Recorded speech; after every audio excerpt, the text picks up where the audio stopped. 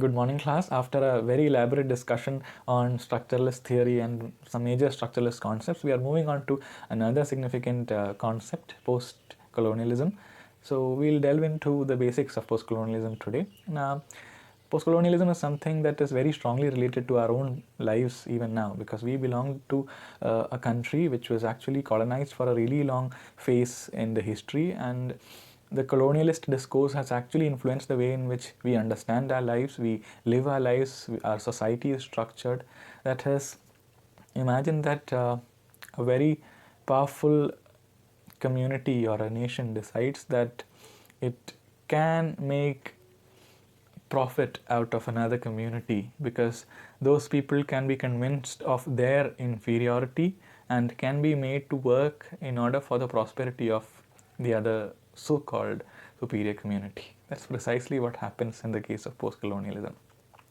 Now, colonialism is a historical and socio-political phenomenon that happened probably out of economic motives itself initially, when major powerful countries, powerful in the sense countries who had access to resources and had access to possibilities of travel, exploration, and also the manipulation of the crowds in the native lands. These countries, they set up economic firms initially in the native lands or the colonized places, and these later grow into administrative bodies which actually start determining the lives and the rules of governing of the native lands, and which actually later on takes up the role of the ruler in those places. Now, you must have seen the story of Caliban in The Tempest. Now, the master or the major character of the story is actually not a native but somebody who has come from another land, and Caliban, who is a native, has become a servant to the colonial master in a way. So similarly, this process happened in the case of many nations, and even now the way in which the people of that nation understand many ideas are actually a result of the colonial discourse. So we'll delve a bit further into it. For example, a major strategy implemented by the colonialists in order to conquer or manipulate the people or the communities of the native lands was to indoctrinate them, that is, convince them of their inferiority and the superiority of the colonial master, so that they may be able to make the colonized people work for the benefit of the colonizer. It was done through many ways. Education was one way, religion was one way, and administrative power was one way, and also introduction of new modes of economic production was one way. But the central concept is that of convincing the colonized people that we are a superior lot and we can govern you better than your existing governing bodies.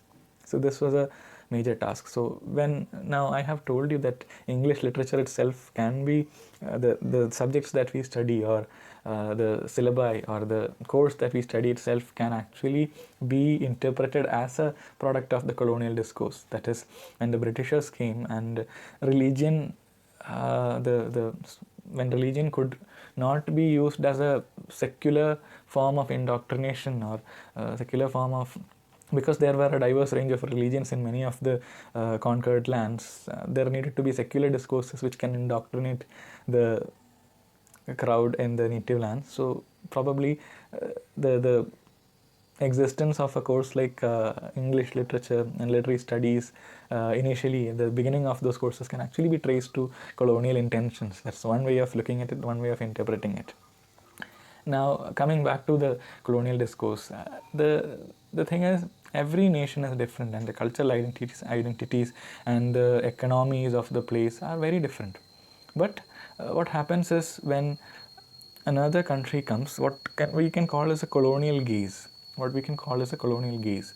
That is, the colonizers themselves look down upon the native people and think that it's called the white man's burden. The white man's burden in the case of the Britishers, the white man's burden. Now all these people around are very uncouth and uncivilized and chaotic people. We, being very sophisticated and having been equipped with almost all the resources and advancements in the sciences, we are capable of bettering them and governing them better, so that these ruthless people have some form of better life. It's called the white man's burden. The thing is, every community can actually function better in a self-sustained, self-contained manner. But if an external force comes in, it's further complicated. That is, the values of the external force and the cultural notions of the internal community come in conflict, and most of the time, in the case of the colonial history, it was the external forces and their values that prevailed. That is, even now, when we study things or when we look at certain things, we still actually adhere to the colonial perspective. That is, now there is something that I tell in many of my classes. Imagine that it were the Arabs who conquered India and kept ruling India for a really long time, and not the Britishers. What would have happened? Now most of our university subjects and school subjects are taught in English. The language of our administration is in English. If the Arabs had actually conquered the most parts of the world, I'm very sure that in most parts of the world, the language would have been that of Arabic. So it's actually a historical question. So what I want you to understand is that the historicity of the present, that is, the way in which we perceive many things now, can actually be a result of a historical process. Michel Foucault has also discussed about it. He called it genealogy, that many decisions that we take, or many cultural and political choices that we even make today, can actually be traced back to many historical phases and historical decisions. So that's called genealogy. So similarly, the colonial discourse has actually influenced us much. So post-colonialism is a condition. When the colonizers left, or when the colonies gained freedom, that's called that condition is called post-colonialism. There is a conflict between the ideals of the colonized and the colonizer, and there is a conflict between the identities, there is a conflict between the values, and there is a conflict between the notions of justice and equality. So there is identity crisis among the colonized people who have been liberated. All these come under the discourse of post-colonialism, the condition after colonialism, post-colonialism. And post-colonialist theory can actually be used to analyze the condition after colonialism.